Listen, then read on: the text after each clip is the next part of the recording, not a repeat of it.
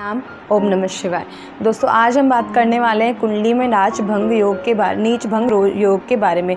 तो नीच भंग योग क्या होता है, कैसे ये वर्क करता है और किस तरीके से एप्लीकेबल होता है, वो मैं आपको एक चार्ट पेपर के माध्यम समझाऊंगी। लेकिन उससे पहले आपको इसके बारे में जानना होगा कि ये होता क्या है एक्चुअली। तो देखिए, जब भी जिस जातक की कुंडली में कोई भी ग्रह नीच का होकर बैठा हो और उसका नीचत्व भंग होता हो तो उसे हम नीच भंग राजयोग कहेंगे। अगर आप श्री अमिताभ बच्चन को जानते हैं तो उनकी भी कुंडली में नीच भंग राजयोग है और उन्हें आप आज देख लीजिए, उनके पास अपार धन संपत्ति सुख समृद्धि ऐश्वर्य है और उनके पास देखिए क्या नहीं है। तो उनकी भी कुंडली में एक ऐसा टाइम आया था जब उनके पास कुछ भी नहीं था। आपको पता है उनके ऊपर भी लोन आ गया था, काफ़ी हार्ड टाइम उन्होंने निकाला, लेकिन अंटिल एंड क्या निकला, उनका जो नीच भंग राजयोग था 28 की उम्र के बाद उन्हें बहुत ही अच्छा परिणाम देने लगा और आपके सामने ही आज वो हैं। किसी चीज़ की कमी नहीं है, बहुत ही सब कुछ संपूर्ण है। देखिए, इस जो नीच भंग राजयोग है उसके एप्लीकेबल होने के लिए ग्रहों की डिग्री या उनकी आपस की दूरी का भी बहुत बड़ा योगदान होता है। कई बार तो ये बनता है लेकिन ग्रह इतनी दूरी पर होते हैं कि ये पूरी तरह काम नहीं कर पाते। नीच भंग राजयोग अगर आपको बहुत इजीली अपनी कुंडली में नहीं देखना आता तो कोई बात नहीं दोस्तों, यहाँ मैं चार्ट पेपर के माध्यम से आपको कुछ एक रूल्स के थ्रू आपको बता दूंगी जिससे आप इजीली अपनी कुंडली में नीच भंग राजयोग के बारे में जान सकते हैं। जिनकी कुंडली में नीच भंग राजयोग है, निश्चित मानिए 28 की उम्र के बाद उनकी लाइफ में एक ऐसा पड़ाव आता है जिससे कि उनके पास उनके परिश्रम से, स्वयं के मेहनत पराक्रम से ही उनके जो द्वार होते हैं वो खुल जाते हैं और उनके पास सुख सुविधा ऐश्वर्य वो कुछ सारा कुछ उनके पास होता है, यानी स्वयं के ही पराक्रम से वो सब कुछ अर्जित कर लेते हैं। और आपको एक बात पता है, जब नीच भंग राजयोग होता है तो लाइफ का आपको एक ऐसा डाउनफॉल भी फेस करना होता है, उसी के बाद ही आपका ग्राफ अप पे जाता है। तो बिल्कुल भी टेंशन नहीं करिएगा, जिसकी कुंडली में नीच भंग राजयोग होगा तो निश्चित मानिए उसके पास लक्ष्मी धन संपत्ति सब कुछ होगा। तो चलिए आइए चार्ट पेपर के माध्यम से अब आपको कुछ सिखाते हैं। प्रणाम, ओम नमः शिवाय। वेलकम है दोस्तों आपका अपने चैनल जिसका नाम है दक्षिणावर्ती एस्ट्रो विद निशा। आज हम बात करेंगे नीच भंग राजयोग, कुंडली कैसे देखे, पार्ट 12।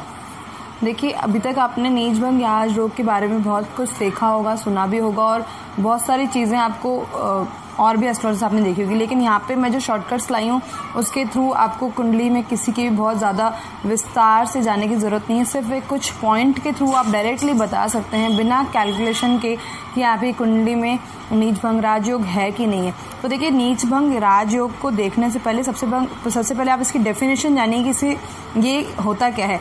तो नीच भंग राजयोग होता है जब कोई भी ग्रह नीच का हो और उसका नीचत्व भंग हो जाए, यानी उसका नीचपन भंग हो जाए तो उसे क्या बोलेंगे हम, नीच भंग राजयोग कहलाते हैं, कहेंगे।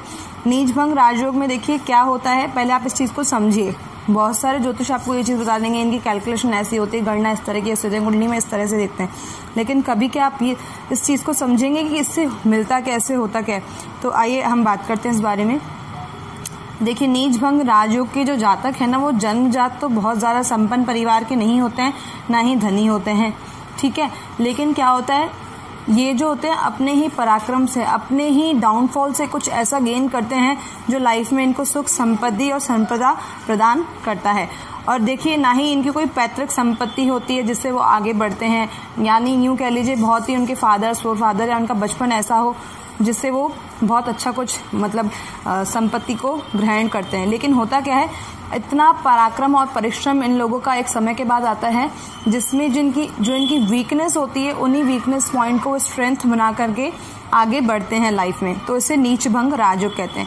इस राजभंग में क्या होता है, देखिए इस राजभंग में क्या होता है, लोगों को बहुत जिस भी जातक कुंडली में होता है उसे सुख संपत्ति ऐश्वर्य और धन प्रदान होता है, यानी वो अपनी लाइफ में खूब सारा पैसा वैसा सब कुछ अर्जित करते हैं, लेकिन एक समय पे।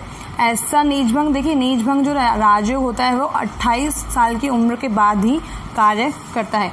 तो आइए बात करते हैं नीच भंग राजयोग कुंडली में कैसे देखें विदाउट कैलकुलेशन।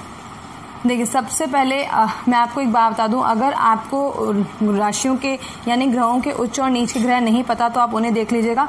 यहाँ मैंने ऑलरेडी डिफाइन कर रखा है उच्च के ग्रह, नीच के ग्रह और कौन कौन से ग्रह किस किस राशि में उच्च के होते हैं और किस किस राशि में नीच के होते हैं। अगर आपको ये चीज़ क्लियर है तो आप इजीली किसी भी कुंडली में बिना कैलकुलेशन के नीच भंग राजयोग को निकाल सकते हैं।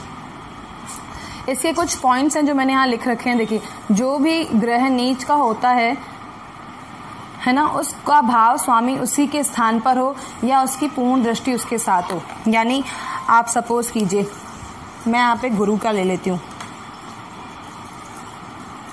गुरु देखिए कौन सी राशि में नीच के होते हैं, 10 नंबर की, यानी जहाँ पे 10 नंबर लिखा होगा वहाँ पे गुरु लिखा होगा। तो यहाँ पे क्या लिखा हुआ है, जो भी ग्रह नीच का हो और उसका भाव स्वामी, यानी उसकी भाव का स्वामी होता है, वो उसके साथ हो या उसके जस्ट सामने हो।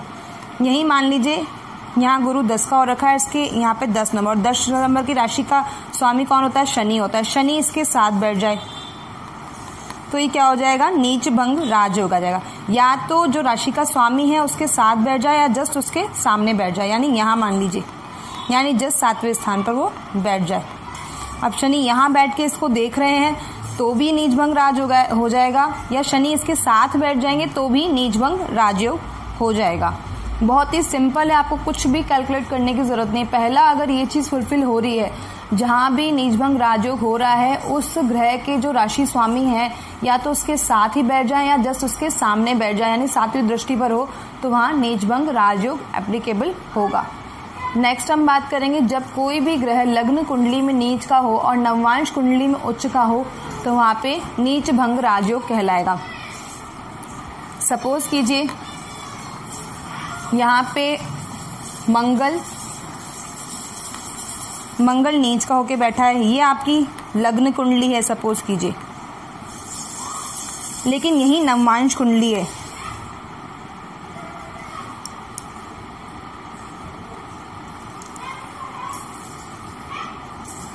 और इसी नवमांश कुंडली में यदि यही मंगल उच्च का होके बैठ जाए, मंगल कौन सी राशि में उच्च का होता है, 10 नंबर की राशि में, तो यहाँ भी ये निश्चित होगा कि ये नीच भंग राजयोग कहलाएगा।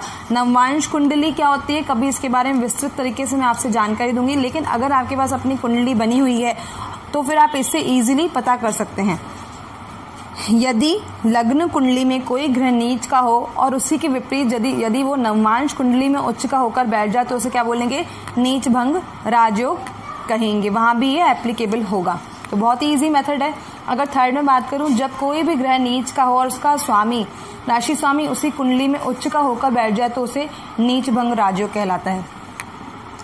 यहां मैं अगर बात करूं मंगल की, देखिए मंगल यहाँ नीच का होकर बैठा है, लेकिन इस मंगल 4 नंबर की राशि का स्वामी कौन होता है, शनि होता है, चंद्रमा होता है, और चंद्रमा यहीं उच्च का होकर बैठ जाए तो ये भी नीच भंग राजयोग कहलाएगा। यानी कि जिस भी राशि जहाँ भी नीच भंग योग हो रहा है और उसके राशि का स्वामी उसी कुंडली में कहीं उच्च का होके बैठ जाए तो भी उसे नीच भंग राजयोग कहेंगे। यहाँ देखिए मंगल नीच का होके बैठा है और यहाँ पे नंबर कौन सा लिखा हुआ है, 4 नंबर लिखा हुआ है। 4 नंबर की राशि का स्वामी कौन होता है, चंद्रमा होता है, और चंद्रमा यहीं अगर उच्च का होके बैठ जाए तो यहाँ पे क्या हो जाएगा, नीच भंग राजयोग एप्लीकेबल हो जाएगा। रूल नंबर 3 था ये। तो यहाँ भी आप इजीली देख सकते हैं बिना कैलकुलेशन के अपनी कुंडली में किसी और भी कुंडली में नीच भंग राजयोग एप्लीकेबल है कि नहीं है।